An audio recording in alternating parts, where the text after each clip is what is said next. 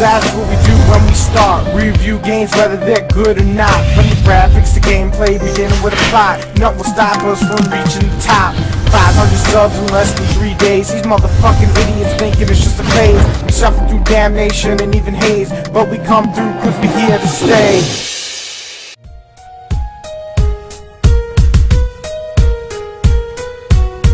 Alright, so Marvel vs. Capcom 2, like the majority of fighters out there, doesn't really have a story. Well, the story's basically... Gonna take you for a ride. Dun, dun, dun, dun, dun, dun, dun. And that's basically it.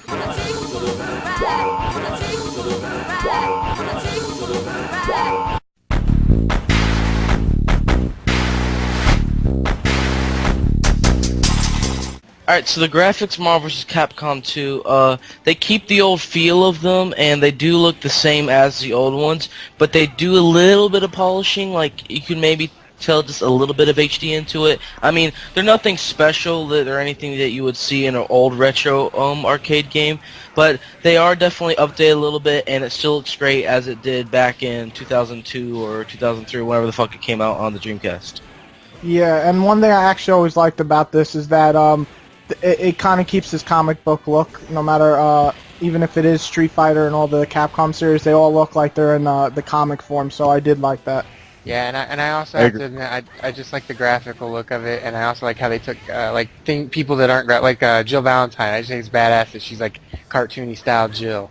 Yeah. Gotta say that. Yeah, I agree. Yeah, she's sexy.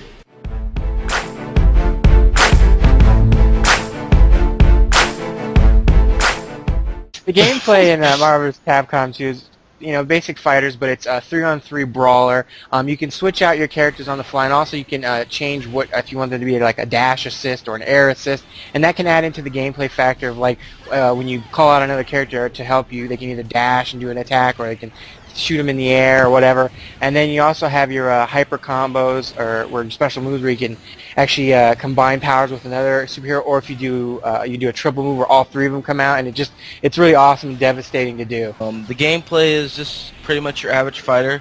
It is a lot more faster paced than fighters. I mean, if you're a slow person, this is not your game because you'll probably suffer from a tumor if you play it. But overall, it's just a really good fighting system. Nothing's broken by any means. It feels like the old game.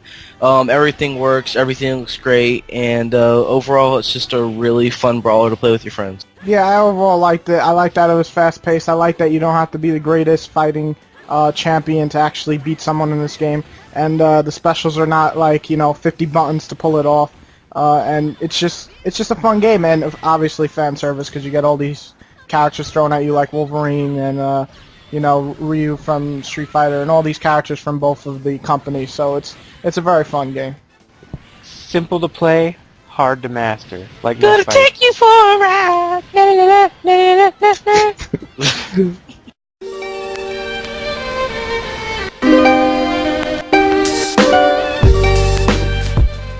Overall, I had to say I like the game. I mean, there is no story, but it does have online, and that is fun. Though, I have to mention that online, the lobby system is fucked. Once in a while, it'll just freeze on you, and you can't fight, and you're just looking at all these names, and you're like, why am I clicking A, and they're not fighting each other? And I hate that, and they still haven't fixed that, and it's a few weeks now, and it's just really annoying.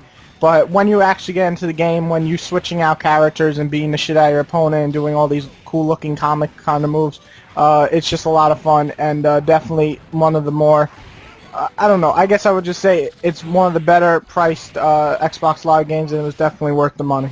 I would have to agree with Whitey. This is definitely one of my favorite arcade games out there, and since it was back on the Dreamcast, like he said, there is a couple problems with the online, though. Every single fucking time I play with my friends, at least 5 or so times, this lobby system shit will just freeze. Like, you'll be fighting everything, you'll finish fight, and then bam. Like, you're pressing, you're clicking as fast as you can, and it just doesn't do anything. I really think they need to fix that, seeing the fact that it's been out since late July.